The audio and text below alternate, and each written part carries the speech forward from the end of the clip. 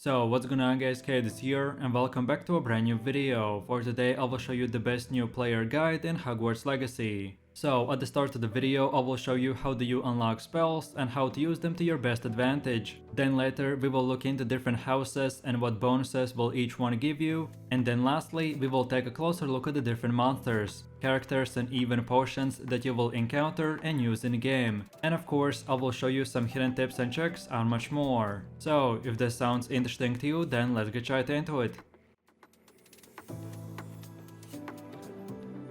So then moving over to the spells, and they can be split into two categories called slottable spells and essential spells. You can choose your favorite slottable spells to keep in your spell diamond for quick access, and you can change them around at any time, while the essential spells are deemed more crucial and are more likely to be needed in specific fights or against specific monsters. Your 4 chosen spells will be accessed from the spell diamond in the bottom right hand corner of the screen by holding down your controller's right trigger button and then pressing the relevant button for your desired spell. And then your essential spell is accessed using the left button on the D-pad. And then in mid-fight you will be able to choose and change your spells using the right D-pad button. And for keyboard and mouse players, the spell mechanic will be very similar to Witcher 3. So on your keyboard you can just keybind the different buttons to each skill. Through the course of the game you will have the chance to unlock up to 3 additional spell diamonds, meaning that you will have 16 specific spells at your fingertips, ready for combat at any time. Rather than filling the bottom of your screen with 16 different spells,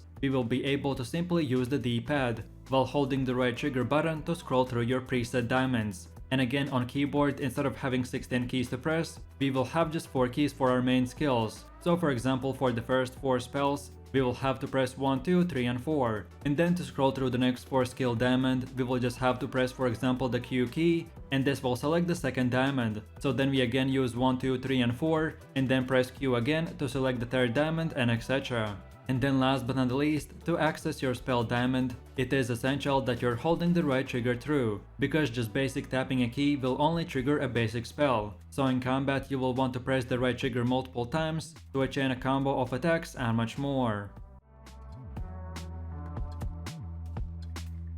So then moving over to the different houses in Hogwarts Legacy. And when you start the game, the sorting hat will sort you in one of the 4 different houses, which are called the Gryffindor, Slytherin, Ravenclaw and Hufflepuff. Being in a house is more than just wearing a specific colored uniform. It actually changes the elements of your gameplay that will offer a unique experience, like giving you access to different quests, companions and much more. When the sorting hat appears in Hogwarts Legacy, you will be the one deciding the house you will be sent to. So all you have to do is select your preferred house once the choice appears. So then moving over to the first house, which is the Gryffindor, and it is known for their courage under fire, unwavering bravery, and stout-hearted chivalry. Students of Gryffindor are most likely to engage in heroics and may be a safe bet for those wizards or witches willing to do the right thing no matter the cost. Founded by Godric Gryffindor, this house is designed with a lion and its colors are that of red and gold. Students also gain exclusive access to the Gryffindor Common Room, which is located in one of the towers and is guarded by the portrait of a fat lady.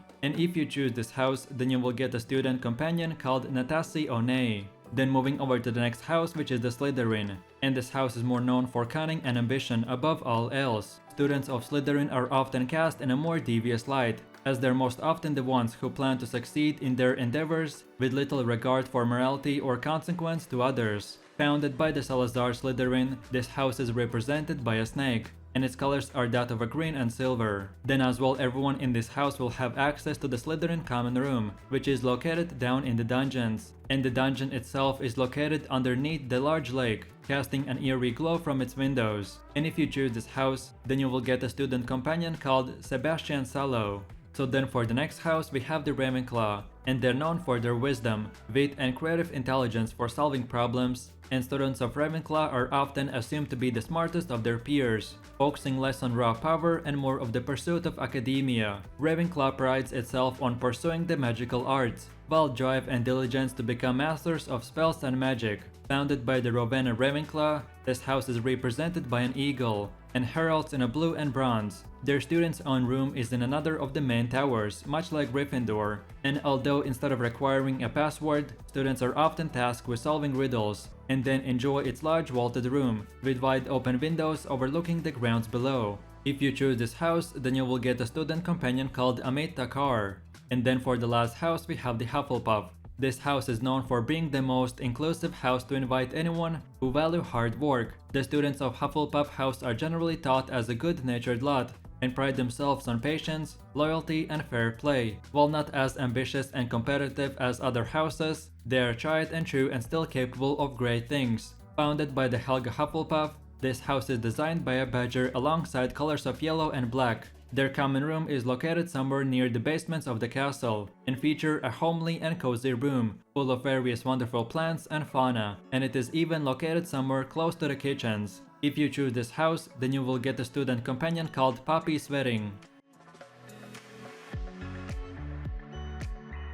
So then moving over to the monsters, and I have already specifically made the video covering every single beast and monster that we will meet in Hogwarts Legacy. But in this video I will just show you the top 10 hardest and most important monsters that you want to keep in mind. So with that said, here's my tier list. At number 1 we have the hardest monsters, and then at number 10 we have the easiest. So dragons are at number 1. They will breathe fire and can damage multiple targets at once, but it will require for them time to charge their fire back. Then in number 2 we have the wizards/humans, which are the other students and other villains, who the same as you will be able to use magic. So against wizards, your best attack is to defend at the beginning of the fight and then release your main damage spells. Then at number 3 we have the acromantula. These creatures will be huge spiders that will use darkness and shadows as their friend. So mainly on them you want to use your lightning spells or anything that can produce light. Then at number 4 we have the goblins, and these creatures will be the main villains of this game story. They are small but will be able to use magic as well, so they are very similar to the human wizards. Then at number 5 we have the centaurs. These creatures are half human, half horse, so they will have incredible speed while also having the ability to use range and melee weapons. Then for the next one we have the trolls. These are giant monsters that are very slow but have very high damage. Your main strength against them is to keep moving and never stay still for too long. Then in number 7 we have the inferi. These are one of the more common enemies that are undead corpses of fallen soldiers, but their weakness is fire, so be sure to group them up and then use your fire spells. Then for one of the last ones we have the graf horns, and these are aggressive magical beasts that have a pair of horns that can be used in certain potions. Then in number 9 we have the magic toad, which is a corrupted creature that will shoot slimes, which can even slow your movement, so watch out. And then at number 10 we have the Wooper. While they look harmless when they first hatch, a Wooper song can actually drive the listener to insanity. So in open world we will have to stay away from them, and then there wouldn't be any reason for us to fight against each other.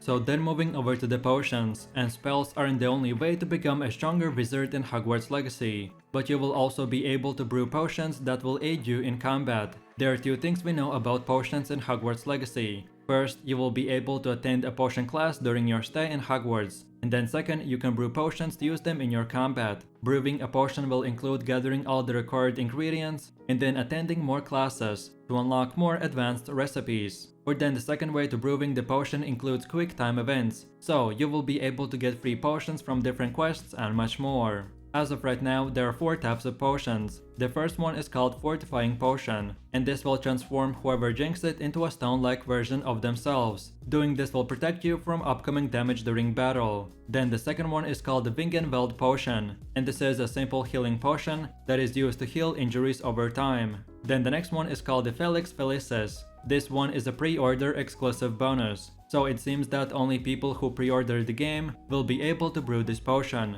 The Felix Felicis potion is used to make whoever drinks it extremely lucky for a period of time. And then lastly we have the Invisibility Potion. According to Harry Potter lore, this potion is used to make whoever drinks it invisible for a short time, so you will be able to use it to faster complete quests or in a battle to protect yourself.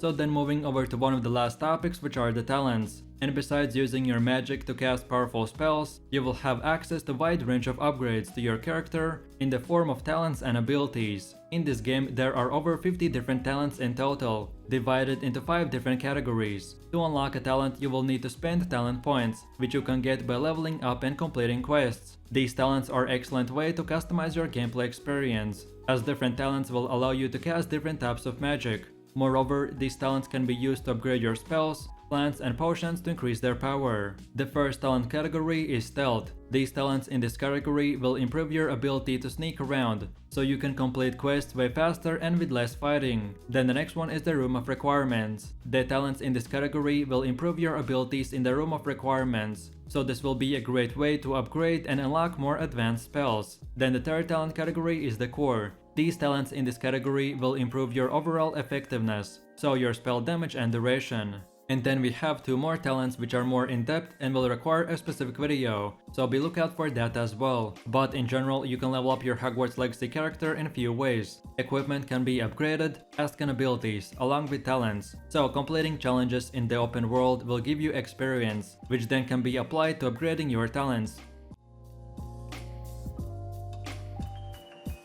And then moving over to the last and final topic, which are the plants. And combat is a huge part of Hogwarts Legacy. After all, danger lurks on every corner, so in this game you can use plants during combat to keep your enemies at bay. But there's more. Certain plants will also be essential ingredients for brewing potions or crafting gear. You can grow your plants inside the Hogwarts castle, either way during the herbology class or in the Room of Requirement. Like in real life, growing plants will take a real time, and depending on how powerful the plant is, the time for growing can take up to few minutes or even few hours. Hogwarts Legacy will offer a wide range of different plants, but here are my most favorite ones. So first of all, we have the Dittany. This is a plant used in potion making because of its powerful healing and restoration powers. Then the second one is Chomping Cabbage. This is another powerful plant that this time, instead of putting in potions, you will be able to carry it in your bag and deploy at any time, and this plant will attack your enemies and deal damage. And by the way, this plant is known for their sharp teeth, so watch out. Then the next one is called the Venomous Tentacula. You can use the leaves of this plant in potion making, but if you ever find yourself in trouble, then you can use the Venomous Tentacula spiked vines to attack your enemies as well. This plant is known to be highly venomous, and it will attack its prey with creeping long spiked vines. And then for the last one, we have the Mellow Sweet. Mellow Sweet is a magical herb that centaurs burn to inhale its fume, which helps them to stargaze. As centaurs are in Hogwarts Legacy, so be ready to trade or fight for valuable goods to then get some Mellow Sweet seed from them, and that's about it. So with that said, I really do appreciate everyone for watching, guys, and I hope you enjoyed it. If you have any suggestions, feedback, or other good Hogwarts Legacy guides that you would like to see in the next video, then feel free to leave your comments in the comment section down below. And while you're doing that, please click like, subscribe, and enable that notification bell, so this way you could support the channel and you won't miss any more amazing content from me. With all this said, you have an amazing day, and I will see you in my next video, so take it easy, peace.